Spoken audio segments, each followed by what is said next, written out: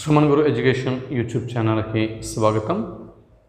మిత్రులారా, తెలుగు సబ్జెక్టుతో NTA, NET, JRF, AP SET, Telangana SET ఇటువంటి పోటీ పరీక్షల కోసం ప్రిపేర్ అవుతున్న అభ్యర్థుల కోసం మరో వీడియోతో నేను మీ ముందుకు రావడం జరిగింది.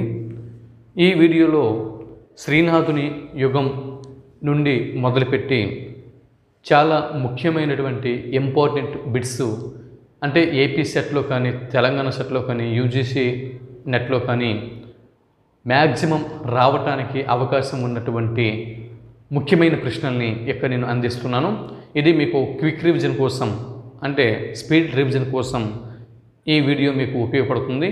ఒకసారి నెట్ ఎగ్జామ్ హాల్కి వెళ్ళే ముందు ఈ వీడియో పూర్తిగా చూసి వెళ్ళండి. చాలా బిట్స్ మీకు కవర్ అవుతాయి. సరే, చూడండి, ఇక్కడ మొదటి బిట్టు శ్రీనాథుని యొక్క జన్మస్థలం ఏది అనే బిట్టు అడిగితే కాల్పట్టణము అని మనం గుర్తించాల్సి ఉంటుంది. శ్రీనాథుని యొక్క కాలం ఏది అని బిట్టు అడిగితే 1385 నుంచి 1475 అని మనం గుర్తించాల్సి ఉంటుంది. క్రీస్తు శకం అండి. అలాగే తెలుగు సాహిత్య చరిత్రలో కావ్యయుగం అని ఏ కాలాన్ని పేర్కొంటారు అని బిట్టు వస్తే ప్రశ్న మరోసారి, తెలుగు సాహిత్య చరిత్రలో కావ్యయుగం అని ఏ కాలాన్ని పేర్కొంటారు అని బిట్టు వస్తే శ్రీనాథుని యుగం అని మనం గుర్తించాల్సి ఉంటుంది. సంధి యుగం లేదా ప్రబంధ యుగం అని ఏ కాలాన్ని పేర్కొంటారు అని బిట్టు వస్తే శ్రీనాథ యుగం అని మనం గుర్తించాల్సి ఉంటుంది. డుమువుల కవి అని ఎవరిని అంటారు, డుమువుల కవి అని ఎవరిని అంటారు అని బిట్టు వస్తే శ్రీనాథులు అంటే శ్రీనాథుణ్ణి అని మనం గుర్తించాల్సి ఉంటుంది. తర్వాత పెదకోమిటి వేమారెడ్డి వద్ద శ్రీనాథుని ఉద్యోగం ఏమిటి అని బిట్టు అడగవచ్చు. పెదకోమిటి వేమారెడ్డి వద్ద అంటే శ్రీనాథుడు పెదకోమిటి వేమారెడ్డి యొక్క ఆస్థాన కవి అన్న విషయం మనందరికీ తెలిసిందే. పెదకోమిటి వేమారెడ్డి వద్ద శ్రీనాథుని యొక్క ఉద్యోగం ఏమిటి అని బిట్టు వస్తే ఇక్కడ విద్యాధికారి అని మనం గుర్తించాల్సి ఉంటుంది. 18 సంవత్సరాలు పెదకోమిటి వేమారెడ్డి వద్ద ఈయన విద్యాధికారిగా ఉండడం జరిగింది. తర్వాత పెదకోమిటి వేమారెడ్డి సంస్థానం ఏది? శ్రీనాథునికి 18 సంవత్సరాలుగా విద్యాధికారిగా తన కొలువులో అవకాశం ఇచ్చినటువంటి పెదకోమటి వేమారెడ్డి సంస్థానం ఏది అని బిట్టు వస్తే కొండవీడు సంస్థానం అని మనం గుర్తించాల్సి ఉంటుంది. 8వ బిట్టు అనంతరం అంటే పెదకోమటి వేమారెడ్డి తర్వాత శ్రీనాథ కవి సార్వభౌముల వారికి కొలువు ఇచ్చినటువంటి రెడ్డిరాజు ఎవరు అని బిట్టు వస్తే వీరభద్రారెడ్డి అని మనం గుర్తించాల్సి ఉంటుంది. 9వ బిట్టు వీరభద్రారెడ్డి సంస్థానం ఏది అని బిట్టు వస్తే రాజమహేంద్రవరం అని మనం గుర్తించాల్సి ఉంటుంది. 10వ బిట్టు జనని సంస్కృతంబే ఎల్ల భాషలకున్ అని పలికిన కవి ఎవరు అని బిట్టు వస్తే శ్రీనాథుడు అని మనం గుర్తించాల్సి ఉంటుంది. చూడండి బిట్టు మరోసారి, జనని సంస్కృతంబే ఎల్ల భాషలకున్, జనని సంస్కృతంబే ఎల్ల భాషలకున్ అని పలికిన కవి ఎవరు? శ్రీనాథుడు. 11వ బిట్టు చూడండి, బిట్ నంబర్ 11, నా కవిత్వంబు నిజము కర్ణాట భాష అని పలికిన కవి ఎవరు అని బిట్టు రావచ్చు. నా కవిత్వంబు నిజము కర్ణాట భాష అని పలికిన కవి ఎవరు అని బిట్టు వస్తే శ్రీనాథుడు అని మనం గుర్తించాల్సి ఉంటుంది. తర్వాత 12వ బిట్టు కర్ణాట భాష అనగా అర్థం ఏమిటి అని బిట్టు వస్తే జవాబు చెవులకు ఇంపైనటువంటి లేదా వినుసంపైనటువంటి భాష. నా కవిత్వంబు నిజము కర్ణాట భాష అని పలికిన కవి శ్రీనాథుడు. కర్ణాట భాష అనగా కర్ణము అంటే చెవి, కాబట్టి కర్ణాట అంటే చెవికి ఆనందాన్ని కలిగించేటటువంటిది, చెవి వినాలి అని కోరుకునేటటువంటి, చెవికి వినసొంపు అయినటువంటి భాష అని శ్రీనాథుడు చెప్పుకోవటం జరిగింది. దాని తర్వాత కావ్యానువాదమునకు గురువు ఎవరు అని బిట్టు వస్తే శ్రీనాథుడు అని మనం గుర్తించాల్సి ఉంటుంది. శ్రీనాథుడు ఏ పద్యాలలో సిద్ధహస్తుడు అని బిట్టు వస్తే శీర్ష పద్యాల రచనలో అని మనం గుర్తించాల్సి ఉంటుంది. 15వ బిట్టు హరచూడ హరినాంక వక్రతయు అంటూ శ్రీనాథుని యొక్క కవితా శైలిని పొగిడినటువంటి నాయకరాజు ఎవరు? ప్రశ్న మరోసారి. హరచూడ హరినాంక వక్రతయు అంటూ శ్రీనాథుని యొక్క కవితా శైలిని పొగిడినటువంటి తంజావూరు నాయకరాజు ఎవరు అని బిట్టు వస్తే రఘునాథరాయలు అని మనం గుర్తించాల్సి ఉంటుంది. 16వ బిట్టు మరుత్తరాట్ చరిత్ర అన్న ఈ రచన మీద, శ్రీనాథుని యొక్క రచన మీద ఇచ్చాను. శ్రీనాథుని యొక్క మొదటి రచన ఏది అని బిట్టు రావచ్చు. శ్రీనాథుని యొక్క మొట్టమొదటి రచన ఏది అంటే మరుత్తరాట్ చరిత్ర అని మనం గుర్తించాలి. 13 లేదా 14 సంవత్సరాల వయసులో శ్రీనాథుడు చేసినటువంటి శ్రీనాథుని యొక్క బాల్య రచన ఏది, శ్రీనాథుని యొక్క బాల్య రచన ఏది అని బిట్టు వస్తే మరుత్తరాట్ చరిత్ర అని మనం గుర్తించాల్సి ఉంటుంది. చిన్నారి పొన్నారి చిరుత కూకటి నాడు శ్రీనాథుడు చేసినటువంటి రచన ఏది? చిన్నారి పొన్నారి చిరుత కూకటి నాడు శ్రీనాథుడు చేసినటువంటి రచన ఏది అని బిట్టు వస్తే మరుత్తరాట్ చరిత్ర అని మనం గుర్తించాల్సి ఉంటుంది. మరుత్తరాట్ చరిత్ర యొక్క కృతిపతి ఎవరు అని బిట్టు వస్తే మామిడి వేమన అని మనం గుర్తించాల్సి ఉంటుంది. మరుత్తరాట్ చరిత్ర యొక్క కృతిపతి మామిడి వేమన. 17వ బిట్టు చూడండి. శాలివాహన సప్తశతి. శాలివాహన సప్తశతి ఈ అంటే రచన గురించి ఇప్పుడు మనం తెలుసుకుంటున్నాం. ఇక్కడ పెదకోమిటి వేమారెడ్డి ఆస్థానం కోసం అంటే పెదకోమిటి వేమారెడ్డి యొక్క ఆస్థానంలో ప్రవేశం కోసం శ్రీనాథుడు చేసినటువంటి రచన ఏది అని బిట్టు వస్తే శాలివాహన సప్తశతి అని మనం గుర్తించాల్సి ఉంటుంది. పెదకోమిటి వేమారెడ్డి యొక్క ఆస్థానంలో ప్రవేశం కోసం శ్రీనాథుడు చేసినటువంటి రచన ఏది అని బిట్టు వస్తే శాలివాహన సప్తశతి అని మనం గుర్తించాల్సి ఉంటుంది. నూనూగు మీసాల నూతన యవ్వనమున శ్రీనాథుడు చేసినటువంటి రచన ఏది అని బిట్టు వస్తే శాలివాహన సప్తశతి అని మనం గుర్తించాల్సి ఉంటుంది. చూడండి, ఇక్కడ చిన్నారి పొన్నారి చిరుత కూకటి నాటి శ్రీనాథుని యొక్క రచన మరుత్తరాట్ చరిత్ర. నూనూగు మీసాల నూతన యవ్వనము నాటి శ్రీనాథుని యొక్క రచన శాలివాహన సప్తశతి. అలాగే 18వ బిట్టు శ్రీనాథుని యొక్క శాలివాహన సప్తశతికి మూల గ్రంథం ఏది అని బిట్టు వస్తే ఇక్కడ పెదకోమిటి వేమారెడ్డి రచించినటువంటి సప్తశతి సారటీకము అని మనం గుర్తించాల్సి ఉంటుంది. శ్రీనాథుని యొక్క శాలివాహన సప్తశతికి మూల గ్రంథం ఏది అంటే సప్తశతి సారటీక గ్రంథము అని మనం గుర్తించాల్సి ఉంటుంది. 19వ బిట్టు సప్తశతి సారటీకము అన్న గ్రంథ రచయిత ఎవరు అని బిట్టు వస్తే పెదకోమిటి వేమారెడ్డి అని మనం గుర్తించాల్సి ఉంటుంది. 20వ బిట్టు ఈ పెదకోమిటి వేమారెడ్డి గారి యొక్క సప్తశతి సారటీకము అన్న గ్రంథానికి మూల గ్రంథం ఏది అని బిట్టు వస్తే మరి హల చక్రవర్తి రచించినటువంటి గాథా సప్తశతి అనేటటువంటి ప్రాకృత గ్రంథం అని మనం గుర్తించాల్సి ఉంటుంది. శ్రీనాథుని యొక్క రచనలు, వాటి యొక్క వరుస క్రమం, కృతిపతులు, విశేషాలు, వీటిని ఇప్పుడు మనం తెలుసుకుందాం. ఇది శ్రీనాథుని యొక్క రచనలు వరుస క్రమం. మరుత్తరాట్ చరిత్ర, శాలివాహన సప్తశతి, పండిత రాజ్య చరిత్ర, పండితారాజ్య చరిత్ర, శృంగార నైషధము, హరవిలాసము, భీమఖండము, క్రీడాభిరామము, కాశీఖండము, శివరాత్రి మహాత్మ్యము, పల్నాటి వీరచరిత్ర. ఇవి శ్రీనాథుని యొక్క రచనలు వరుస క్రమం. ఇవి మీరు గుర్తుపెట్టుకోవాల్సి ఉంటుంది. రేపు యూజీసీ నెట్లో, ఏపీ సెట్లో, తెలంగాణ సెట్లో బిట్టు అడగవచ్చు. క్రింద అంటే శ్రీనాథుని యొక్క రచనలు ఇచ్చేసి వాటి యొక్క వరుస క్రమం, సరైన వరుస క్రమం ఏది గుర్తించండి అని అడగవచ్చు. మరి అయితే ఈ రచనల పేర్లు గుర్తుంచుకోండి, వరుస రచనల పేర్లు. ఇది ఇక్కడ ఇవి కొంచెం గుర్తుపెట్టుకుంటే ఇవి ఈజీగా మనకి గుర్తుంటాయి. చిన్నారి పొన్నారి చిరుత కూకటి నాటి శ్రీనాథుని రచన ఏది అని బిట్టు అడగవచ్చు. చిన్నారి పొన్నారి చిరుత కూకటి నాటి శ్రీనాథుని యొక్క రచన ఏది? చిన్నారి పొన్నారి చిరు వయస్సు చిన్నారి పొన్నారి చిరు వయస్సు అంటే శ్రీనాథుడు బాల్యంలో ఉన్నప్పుడు చేసినటువంటి అంటే 13-14 సంవత్సరాల ప్రాయంలో శ్రీనాథుడు చిన్నపిల్లడుగా ఉన్నప్పుడు ఆయన చేసినటువంటి రచన, మొట్టమొదటి శ్రీనాథుని యొక్క రచన మరుత్తరాట్ చరిత్రము.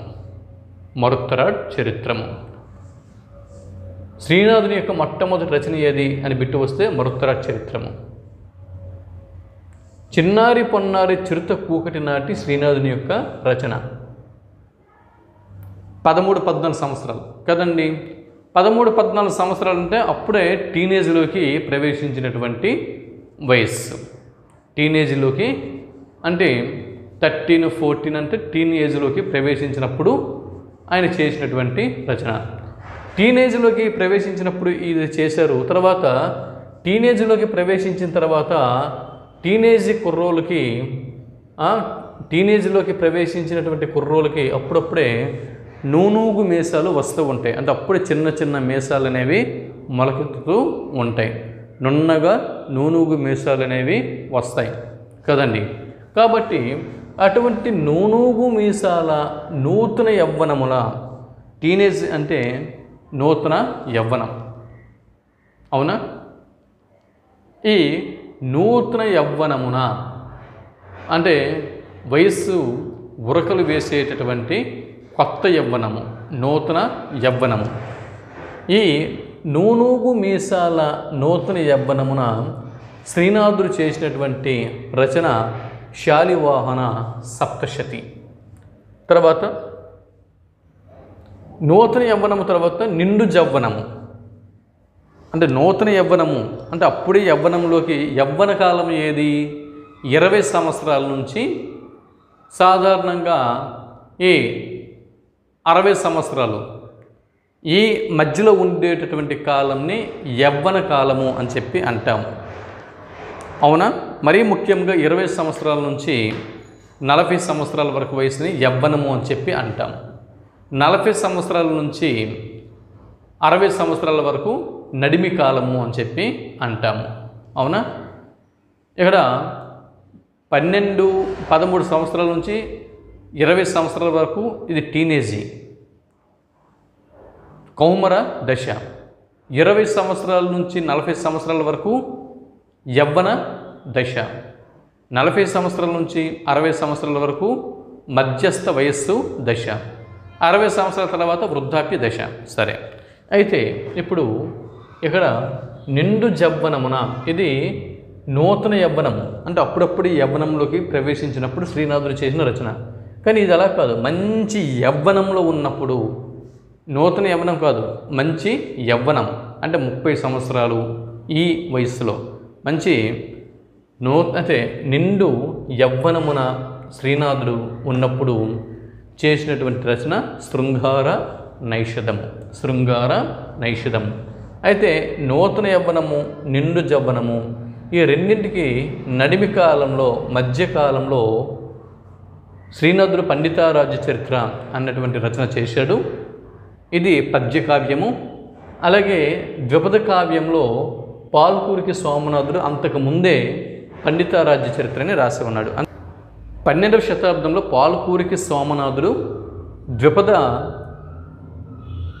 కావ్యముగా ఈ పండితారాజ్య చరిత్రని రచించాడు. దాన్ని ఆధారంగా చేసుకుని శ్రీనాథుడు 15వ శతాబ్దమున అతడు పద్యకావ్యముగా పండితారాజ్య చరిత్రని రచించడం జరిగింది. తర్వాత ఇక్కడ చూడండి, నూతన యవ్వన రచన, నిండు యవ్వన రచన, వీటి మధ్య ఒక రచన ఉంది, పండితారాజ్య చరిత్ర.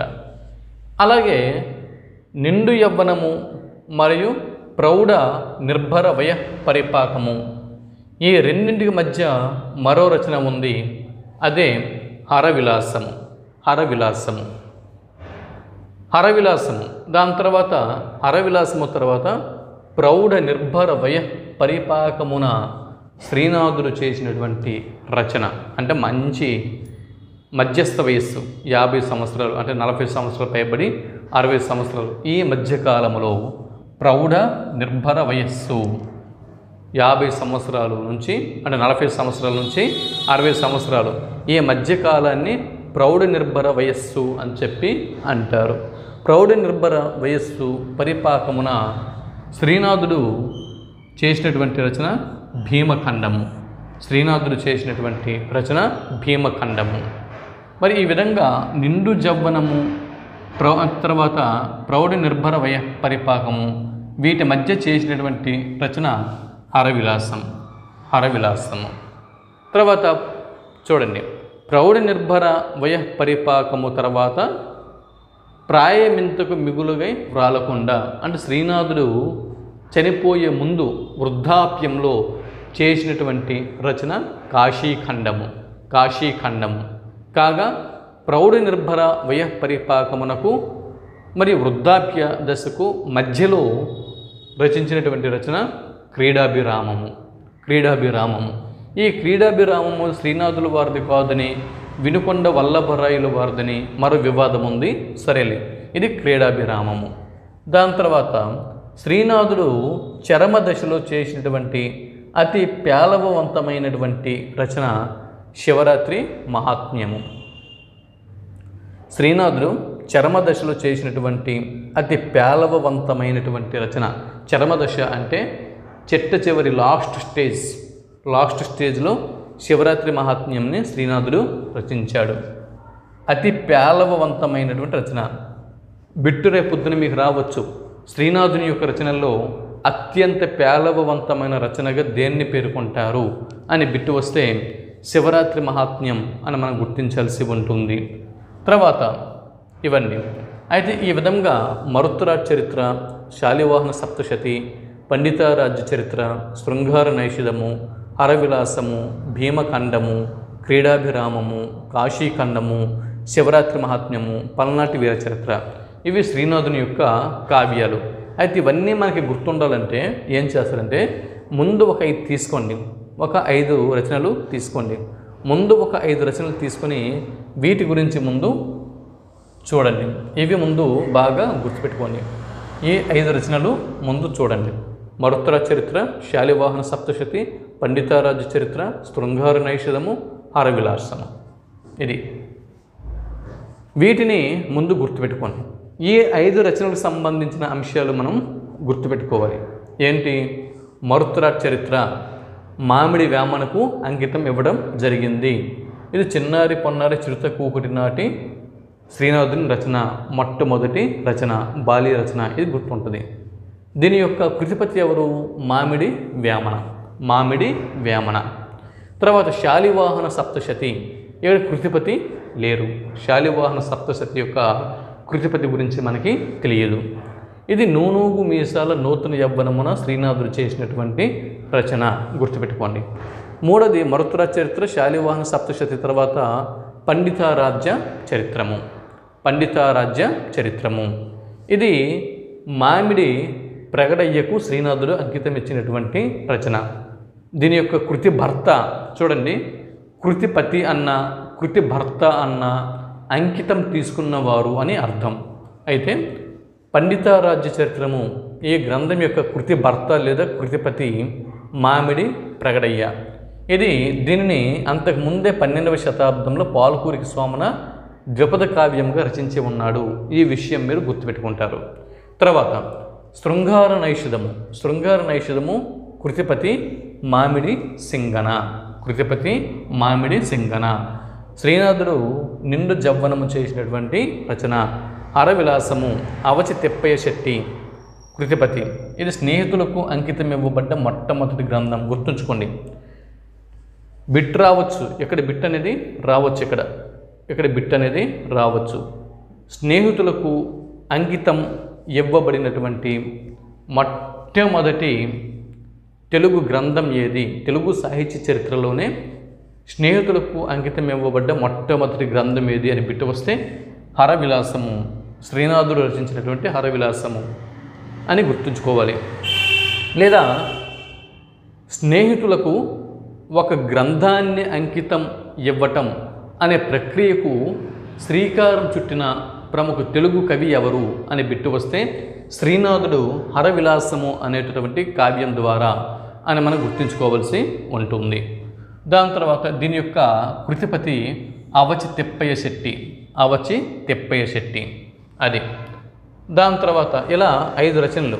మరుత్తర చరిత్ర కృతిపతి మామిడి వేమన, శాలివాహన సప్తశతి కృతిపతి తెలియదు అంటే సాహితీవేత్తలు ఏమీ పేర్కోలేదు. పండిత రాజ్య చరిత్ర మామిడి ప్రగడయ్య, శృంగార నైషధము మామిడి సింగన, హరవిలాసము అవచి తిప్పయ్య శెట్టి అది. అంటే ఇక్కడ ముగ్గురు కూడా మామిడి అనేటువంటి వంశస్థులు, మామిడి వంశానికి చెందినవారు.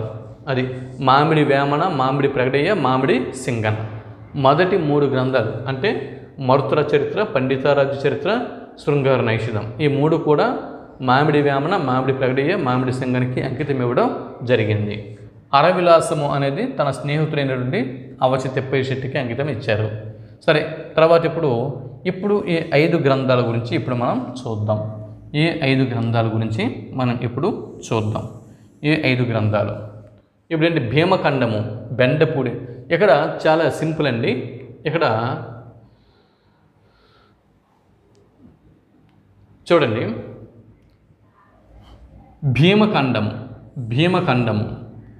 భీమఖండము అదే భాతో ప్రారంభమైన వ్యక్తికి అంకితం ఇచ్చాడు. బెండపూడి అన్నయ్యకి అంకితం ఇవ్వడం జరిగింది. భీమఖండమును శ్రీనాథుడు బెండపూడి అన్నయ్యకి ఇచ్చాడు.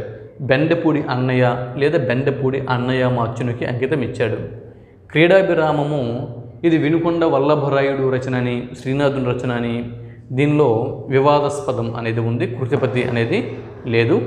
తర్వాత కాశీఖండము కృతిపతి వీరభద్రారెడ్డి, కాశీఖండము కృతిపతి వీరభద్రారెడ్డి. ఈయన రాజమహేంద్రవరము పాలకుడు. అంటే మనం చెప్పుకున్నాం కదా, శ్రీనాథుడు పెదకోమిటి వ్యామారెడ్డి ఆస్థానంలో విద్యాధికారిగా 18 సంవత్సరాలు పనిచేసిన తర్వాత అక్కడి నుంచి రాజమహేంద్రవరంలోని వీరభద్రారెడ్డి గారి యొక్క ఆస్థానంకి వెళ్ళిపోయాడు అని చెప్పుకున్నాం కదా. అక్కడ వీరభద్రారెడ్డికి శ్రీనాథుడు కాశీఖండం అనే గ్రంథాన్ని రచించి ఈయనకి అంకితం ఇవ్వటం జరిగింది. శివరాత్రి మహాత్మ్యం అనేటటువంటి ఈ గ్రంథంని ముమ్మడి శాంతయ్య గారికి అంకితం ఇచ్చాడు. ముమ్మడి శాంతయ్యకు. పల్నాటి వీరచరిత్ర దీన్ని చెన్నకేశవ స్వామికి అంకితం ఇచ్చాడు. పల్నాటి వీరచరిత్రని చెన్నకేశవ స్వామికి అంకితం ఇచ్చాడు. చూసారా? ఇక్కడ మీకు ఇక్కడ చూడండి, ఈ 5 గ్రంథాల్లో సెకండ్ వన్ కృతిపతి లేరు. ఈ 5 గ్రంథాల్లో సెకండ్ వన్కి కృతిపతి లేరు. అది ఇక్కడ ఈ 5 గ్రంథాలకి 4 కృతిపతులు ఉన్నారు. ఎక్కడ ఈ 5 గ్రంథాలకి 4 కృతిపతులు ఉన్నారు. అది భీమఖండం యొక్క విశేషము ప్రౌఢ నిర్భయ వయఃపరిపాకమున శ్రీనాథుడు చేసినటువంటి రచన. క్రీడాభిరామము తొలి తెలుగు వీధి రూపకము. కాశీఖండము ప్రాయమెంతకు మిగులుగై వ్రాలకొండ శ్రీనాథుడు చేసినటువంటి రచన. శివరాత్రి మహాత్మ్యము శ్రీనాథుడు చరమదశలు చేసినటువంటి అతి పేలవవంతమైనటువంటి రచన. పల్నాటి వీరచరిత్ర మొట్టమొదటి తొలి తెలుగు వీరగాథ కావ్యము. బిట్టు రేపొద్దున బిట్టు రావచ్చు. తొలి తెలుగు వీరగాథ కావ్యం క్రింది వాటిలో ఏది? లేదా మొట్టమొదటి వీరగాథ కావ్యం తెలుగులో మొట్టమొదటి వీరగాథ కావ్యం ఏది అని బిట్టు వస్తే పల్నాటి వీరచరిత్ర అని మనం గుర్తించాల్సి ఉంటుంది. ఇది రేపొద్దున ఇలా కూడా అంటే బిట్స్ అనేవి ఇలా రావచ్చు. ఒకవైపు శ్రీనాథుని యొక్క 4 రచనలు ఇచ్చి మరుత్తర చరిత్ర, శాలివాహన సప్తశతి, మరుత్తర చరిత్ర, పండితారాజ్య చరిత్ర, శృంగార నైషధము, హరవిలాసము ఒకవైపు ఇచ్చి, ఇంకొక వైపు మామిడి వేమన, మామిడి ప్రగడయ్య, మామిడి సింగన, అవచి తిప్పయ్య శెట్టి ఇచ్చి వీటిని మ్యాచ్ ద ఫాలోయింగ్ ఇచ్చి ఇలా మ్యాచ్ ద ఫాలోయింగ్ రూపంలో ప్రశ్న అడిగే అవకాశం ఉంది. అలాగే భీమఖండము, క్రీడాభిరామము, కాశీఖండము, శివరాత్రి మహాత్మ్యం, పల్నాటి వీరచరిత్ర ఇలాగిచ్చి ఇటువైపు బెండపూడి అన్నయ్య, వీరభద్రారెడ్డి, ముమ్మడి శాంతయ్య, చెన్నకేశవ స్వామి అని ఇలా ఇచ్చి ఇంకొక వైపు ఇచ్చి వీటిని మ్యాచ్ ద ఫాలోయింగ్ రూపంలో జతపరచండి అని చెప్పి ఇవ్వచ్చు. జతపరచగా క్రింది ఆప్షన్లో ఏ ఆప్షన్ సరైనటువంటి ఆప్షన్ గుర్తించండి అని అడగొచ్చు. లేకపోతే ఒకవైపు ఇలా శ్రీనాథుని యొక్క రచనలు అనేవి ఇచ్చి మరోవైపు ఇక్కడ చిన్నారి పొన్నారి చిరుతకు ఒకటి నాటి శ్రీనాథుని రచన, అలాగే ప్రాయమెంతకు మిగులుగా వ్రాలకుండా చేసిన శ్రీనాథుడు రచన, మరియు ఇక్కడ నిండు జవ్వనమున శ్రీనాథుడు చేసినటువంటి రచన ఇలా ఇచ్చి వీటిని జతపరచండి, జతపరచగా ఏది ఏ ఆప్షన్ సరైనది అని బిట్టు అడగొచ్చు. తర్వాత ఇది చెప్పాం కదా, స్నేహితులకు అంకితం ఇవ్వబడ్డ మొట్టమొదటి గ్రంథము హరవిలాసము, తొలి తెలుగు వీరగాథ కావ్యం పల్నాటి వీరచరిత్ర, తొలి తెలుగు వీధి రూపకము ఏది అని బిట్టు రావచ్చు, తొలి తెలుగు వీధి రూపకము ఏది అని బిట్టు రావచ్చు. అప్పుడు మనము ఏమని చెప్తాము, క్రీడాభిరామము అని గుర్తించాల్సి ఉంటుంది. శ్రీనాథుని యొక్క రచనలకు సంబంధించి మరిన్ని ముఖ్యమైనటువంటి బిట్లు ఉన్నాయి. వీటిని కూడా ఒకసారి మనం చూద్దాం. ఎగ్జామ్లలో ఏ విధంగా రావడానికి అవకాశం ఉంది, వాటిని ఎలా మనం ఆన్సర్ చేయాల్సి ఉంటుంది ఒకసారి మనం చూద్దాం. శ్రీనాథుని శాలివాహన సప్తశతి కృతికి మూల గ్రంథం ఏది లేదా ఆధార గ్రంథం ఏది అని బిట్టు వస్తే పెదకోమిటి వేమారెడ్డి గారు సంస్కృతంలో రచించినటువంటి సప్తశతి సారటీకము అని మనం గుర్తించాల్సి ఉంటుంది. శ్రీనాథుని యొక్క శాలివాహన సప్తశతి కృతికి మూల గ్రంథం ఏది, ఆయన ఏ రెడ్డిరాజు యొక్క ఆస్థానంలో విద్యాధికారిగా ఆయన స్థానం సంపాదించటానికి ప్రయత్నాలు చేశాడో అదే రెడ్డిరాజు పెదకోమిటి వేమారెడ్డి, కొండవీడు సంస్థానానికి చెందినటువంటి పెదకోమిటి వేమారెడ్డి. ఆయన సంస్కృతంలో అది వరకే సప్తశతి సారటీకము అన్న పేరుతో ఒక గ్రంథాన్ని రచించి ఉన్నారు. అదే గ్రంథంని ఈయన శాలివాహన సప్తశతి అన్న పేరుతో పద్యకావ్యముగా తెలుగులో రచించడం జరిగింది శ్రీనాథుడు. తర్వాత మరి పెదకోమిటి వేమారెడ్డి సంస్కృతంలో రచించినటువంటి సప్తశతి సారటీకమునకు ఆధార గ్రంథమేది, దీనికి ఆధార గ్రంథము గాథా సప్తశతి. హలుడు హలచక్రవర్తి ప్రాకృత భాషలో రచించినటువంటి గాథా సప్తశతి దీనికి మూలం. తర్వాత పండితారాజ్య చరిత్రను శ్రీనాథుని కంటే ముందే రచించిన కవి ఎవరు అంటే పండితారాజ్య చరిత్రమును పద్యకావ్యముగా శ్రీనాథుడు 15వ శతాబ్దమున రచించాడు. కానీ అంతకుముందే 12వ శతాబ్దములోనే పండితారాజ్య చరిత్రను ద్విపదలో రచించినటువంటి కవి పాల్కురికి సోమనాథుడు. తర్వాత అంశం నైషధం విద్వదౌషధంగా రూఢీకెక్కినటువంటి శ్రీనాథుని యొక్క కృతి ఏది అని బిట్టు అడిగితే శృంగార నైషధము అని మనం గుర్తించాల్సి ఉంటుంది. నైషధం విద్వదౌషధంగా రూఢీకెక్కినటువంటి శ్రీనాథుని రచన శృంగార నైషధము. శ్రీనాథుని శృంగార నైషధమునకు ఆధార గ్రంథమేది అని బిట్టు అడిగితే శ్రీహర్షుని నైషధీయ చరిత్రము అని మనం గుర్తించాల్సి ఉంటుంది. సంస్కృత గ్రంథం అంటే సంస్కృత భాషలో శ్రీహర్షుడు నైషధీయ చరిత్రమును రచించగా దాని ఆధారంగా శ్రీనాథుడు శృంగార నైషధము అన్న తెలుగు కావ్యంని రచించడం జరిగింది. శ్రీనాథుడు శృంగార నైషధము అనువాద పద్ధతిని గురించి ఏమని చెప్పుకున్నాడు? జవాబు ఔచిత్యంబును ఆచరించి అనౌచిత్యంబును పరిహరిస్తాను. అంటే ఏది అవసరమో అదే తీసుకొని అనవసరమైన దాన్ని వదిలివేయుదును అన్నది దీని యొక్క అర్థం.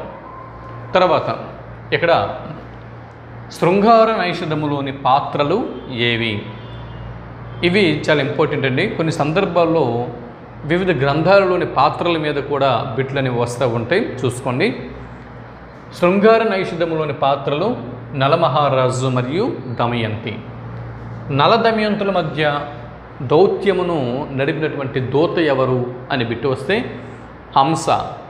శృంగార నైషధమున హంస దౌత్యమును గురించి శ్రీనాథుడు మనోహరంగా వర్ణించడం జరిగింది. దమయంతి ఎవరి కుమార్తె? జవాబు భీమరాజుని కుమార్తె. భీమరాజుని కుమార్తె.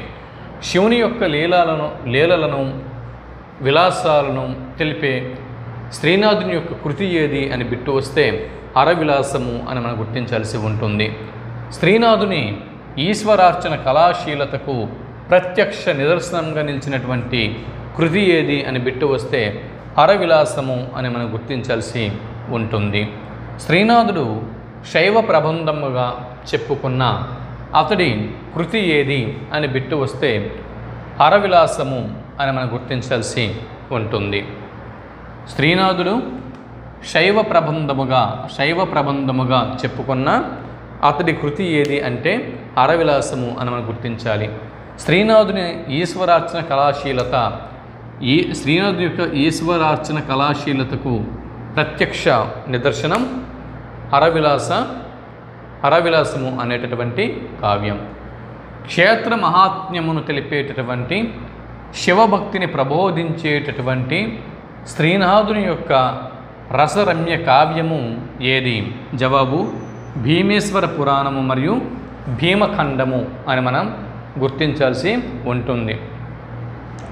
కీర్తింతు రద్దాని గంధర్వులు గాంధర్వమున యక్షగాన సరణి.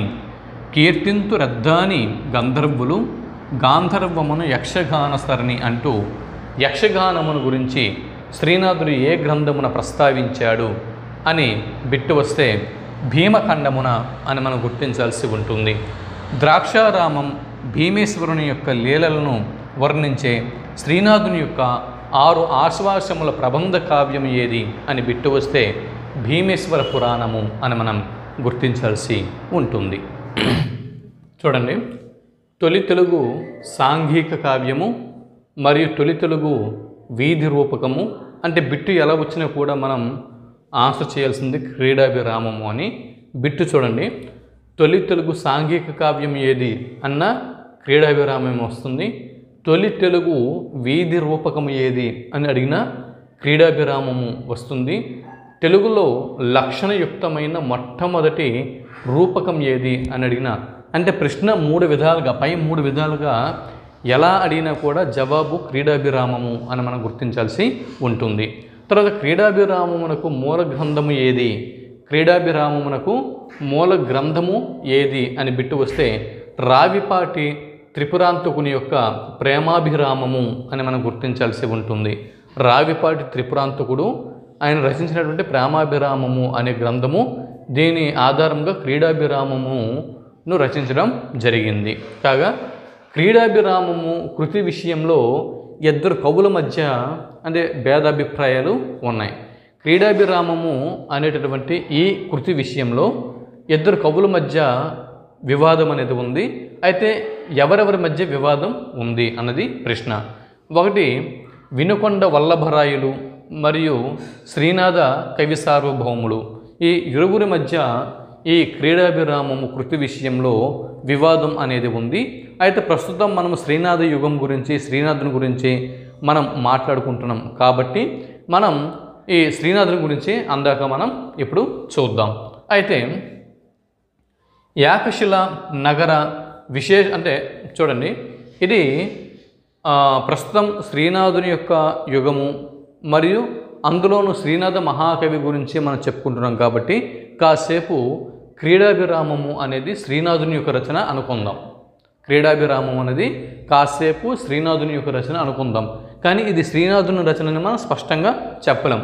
ఈ వినుకొండ వల్లభరాయులు మరియు శ్రీనాథ కవి ఈ ఇరువురి మధ్య ఈ గ్రంథం విషయంలో వివాదం ఉంది కాబట్టి మనం ఇయ్యంది అని పర్టికులర్గా మనం చెప్పలేము. కానీ కొంతవరకు ఈ శ్రీనాథుని గురించి చెప్పుకునే వరకు ఇది శ్రీనాథుడిది అని అనుకుందాం. తర్వాత యాకశిల నగర విశేషాలు ఉన్నటువంటి శ్రీనాథుని యొక్క రచన ఏది?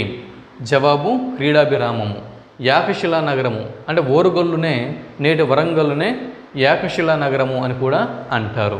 తర్వాత తొలి తెలుగు హేళన కావ్యం క్రీడాభిరామము. చూడండి బిట్టు ఇక్కడ కూడా అడగొచ్చు. తొలి తెలుగు హేళన కావ్యం ఏది అని కూడా బిట్టు అడగొచ్చు.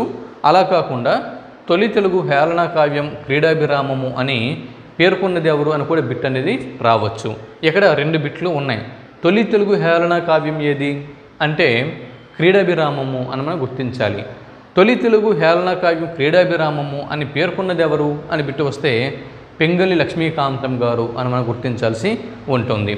దేశ భాషలందు తెలుగు లెస్స అన్న సూక్తి గల గ్రంథం ఏది అని బిట్టు వస్తే క్రీడాభిరామము అని మనం గుర్తించాల్సి ఉంటుంది. దాని తర్వాత కాకతీయుల యొక్క 2వ ప్రతాపరుద్రుని కాలపు విశేషాలను తెలుపుతున్నటువంటి శ్రీనాథుని యొక్క కావ్యం ఏది అంటే క్రీడాభిరామము అని మనం గుర్తించాల్సి ఉంటుంది. అంటే క్రీడాభిరామము ఓరుగల్లు లేదా ఏకశిలా నగరంలోని వేశ్యవాటికలను కూడా వర్ణించినటువంటి గ్రంథం. అంటే బిట్టు ఇలా కూడా రావచ్చు. ఏకశిలా నగరంలోని వేశ్యవాటికలను గురించి వివరించినటువంటి గ్రంథం ఏది అని బిట్టు వస్తే క్రీడాభిరామము అని మనం గుర్తించాల్సి ఉంటుంది. మంచన శర్మ మరియు టిట్టెబ శెట్టి. చూడండి ఇక్కడ మంచన శర్మ మరియు టిట్టెబ శెట్టి, మంచన శర్మ మరియు టిట్టెబ శెట్టి అనే 2 ప్రధాన పాత్రలు ఉన్నటువంటి శ్రీనాథుని యొక్క కావ్యం క్రింది వాటిలో ఏది అని బిట్టు వస్తే క్రీడాభిరామము అని మనం గుర్తించాల్సి ఉంటుంది. అలాగే కాశీఖండ మయఃపిండం అని అంటారు. అయితే మయఃపిండం అనగా అర్థం ఏమిటి?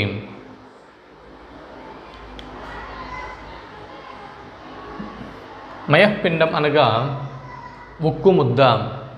కాశీఖండం అయఃపిండం, కాశీఖండం అయఃపిండం అంటారు. అయఃపిండం అనగా ఉక్కు ముద్ద అని అర్థం.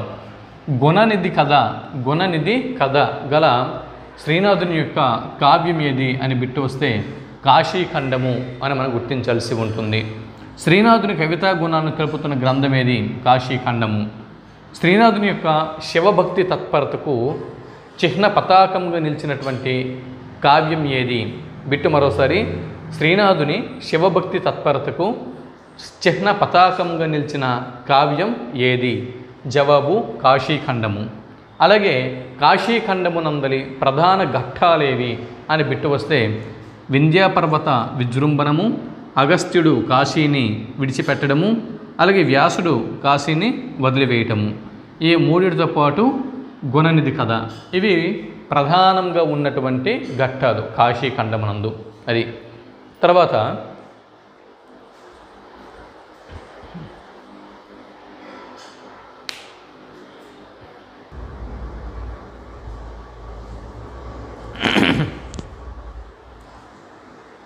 చూడండి సుకుమారుని చరిత్ర. సుకుమారుడు అనేటటువంటి ఒక దుర్మార్గుడి యొక్క చరిత్ర గల శ్రీనాథుని యొక్క రచన ఏది? జవాబు శివరాత్రి మహాత్మ్యం. జవాబు శివరాత్రి మహాత్మ్యం. తర్వాత శ్రీనాథుడు మంజరి ద్విపదలో రచించి ప్రజాకవిగా కీర్తిగాంచిన అతని రచన ఏది? జవాబు పల్నాటి వీర చరిత్ర. అలా కాకుండా బిట్టు ఇలా కూడా అడగొచ్చు. శ్రీనాథుడు తన జాతీయాభిమానాన్ని, దేశీయాభిమానాన్ని చాటుకున్న రచన ఏది? ఏ రచన ద్వారా శ్రీనాథుడు తన జాతీయాభిమానాన్ని, దేశీయ అభిమానాన్ని చాటుకున్నాడు అని బిట్టు వస్తే పల్నాటి వీర చరిత్ర అని మనం గుర్తించాలి. పల్నాటి వీర చరిత్రకే మరో పేరు ఏమిటి? పల్నాటి భారతం. పల్నాటి వీర చరిత్రలోని ముఖ్యమైనటువంటి ఘట్టాలు ఏవి? పల్నాటి పోరు, గురజాల యుద్ధం, అలరాజు రాయబారం, బాలచంద్రుని యుద్ధం, బ్రహ్మన్న యుక్తి. ఇవి ప్రధానమైనటువంటి ఘట్టాలు. మరి పల్నాటి వీర చరిత్రలోని ప్రధాన పాత్రలు ఏవి? దీని నుంచి కూడా నెట్ ఎగ్జామ్లో బిట్స్ అవి రావచ్చు.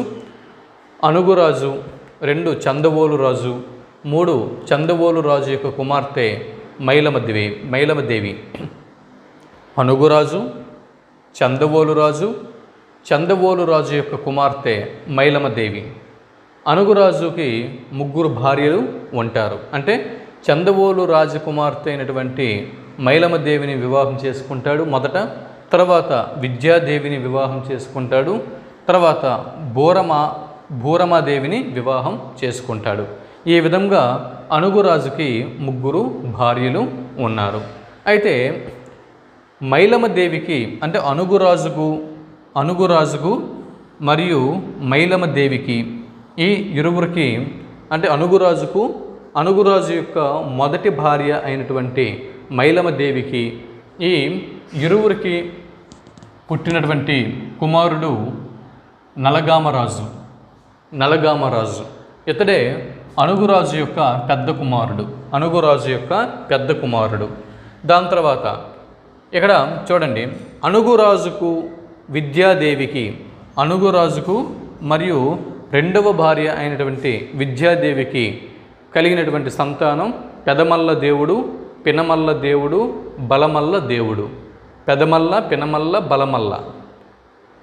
పెదమల్ల దేవుడు, పినమల్ల దేవుడు, బలమల్ల దేవుడు.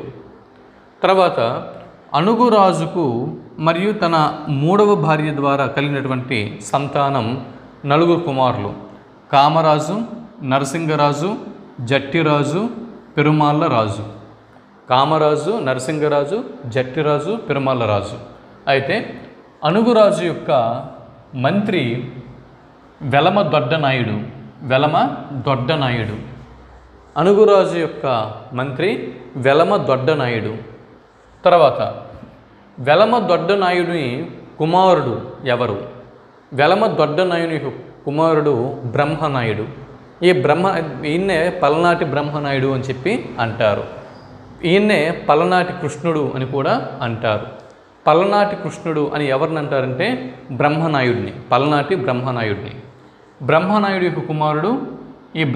యొక్క కుమారుడు బాలచంద్రుడు.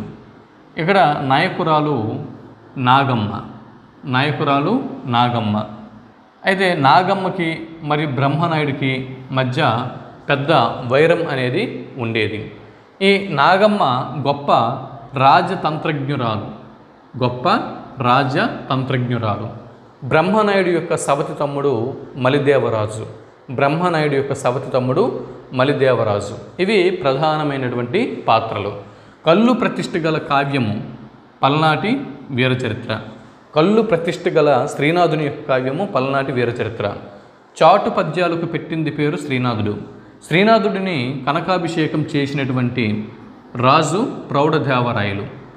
శ్రీనాథుడు ప్రౌఢదేవరాయల చేత ముత్యాలశాల అనేటటువంటి తన సభా మంటపమున కనకాభిషేకం జరిపించుకుంటాడు. ఎందుకు కనకాభిషేకం జరిపించుకుంటాడు అంటే, ఇక్కడ ప్రౌఢదేవరాయల యొక్క ఆస్థాన కవి అయినటువంటి అరుణ గిరినాథ కవిని లేదా గౌడ డిండమ్మ భట్టును తన యొక్క పాండిత్యంతో ఓడించి అక్కడ ముత్యాలశాలలో ఉన్నటువంటి కంచు డక్కని శ్రీనాథుడు పగలగొడతాడు.